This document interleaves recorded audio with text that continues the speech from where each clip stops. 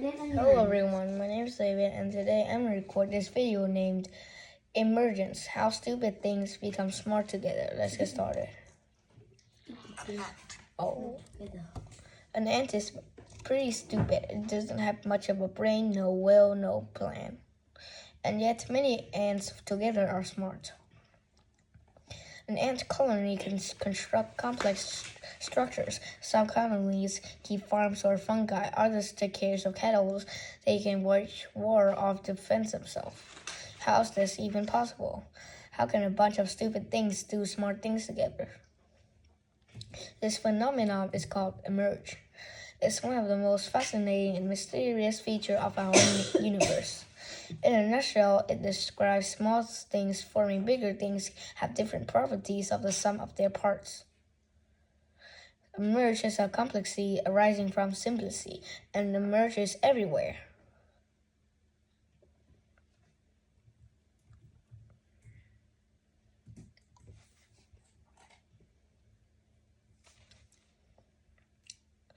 Water has a vastly different property to the molecules that make it up, like the concept of wetness. Take wet fabric. If you zoom far enough, there's no wetness. There's just molecules sitting in spaces between the atoms of cloth. Wetness is an emergent property of water, something new only created by a lot of individual interactions between water. This is sort of it. Many things interact under certain set of rules, creating something above and beyond themselves. It turns out that it's different. A different probability is a new thing, and a new thing can couple with new things to repeat the process.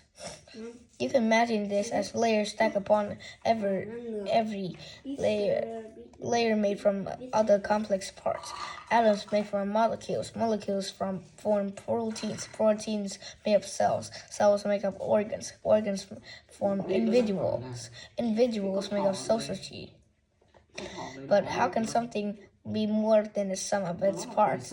How do ants form sorts of cloudy entity that calls colony by following a process that produces other through chaos? For example, let's look at how an ant colony distributes jobs. Let's assume the colony has 25% worker, 25 caretakers, 25 soldiers, and 25 gatherers, and communicate their current job chemicals. For example, a worker ant constantly secretes a chemical that says, "I'm a worker." When ants meet other ants, they smell each other to gather information, telling each other jobs and what they do. Both keep track of who they met in the past. Now, imagine an anteater kills most of the gatherers. If this isn't fixed quickly, the colony will starves. Many worker ants need to switch jobs, but how do you tell thousands of them? Simple, you don't. Our worker ants will still meet other ants, but it will encounter almost no gatherers at all. It counts too few gatherers until it reaches a critical point, then it changes its job. A worker becomes a gatherer. Other ants do the same until, there are enough gatherers again. The balance is restored all by itself. The actions and interactions of individuals are random, so you can't plan an ant would encounter another ant, but a simple set of rules is so elegant that a colony based on operations emerge.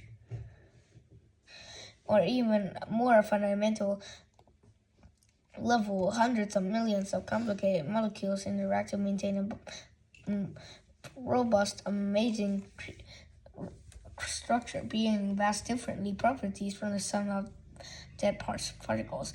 The smallest unit of life, a cell. We don't have clear information of what living things are. We just know that they emerge from things that are not living things. Cells combine and cooperate. They specialize and respond to each other. And over time, we develop complex organisms that remarkable capabilities. Your arms, legs, hearts are incredible, complex and complicated system that made of trillions of individual stupid things. And yet we breathe, digest, and watch YouTube videos. How do your cells know what you do? Think of a pacemaker cells in your heart. Billions of them need to send out an impulse to at the right moment to collectively create a heartbeat. Our cells exchange chemical information to which their neighbor cells will see what they're up to and decides what to do. It's among a lot of cells that working in the same task will still working on the task as well and sync up with them. There's no matter of mind living commands, but just a single unit commanding with their neighbors and acting accordingly to feedback they get.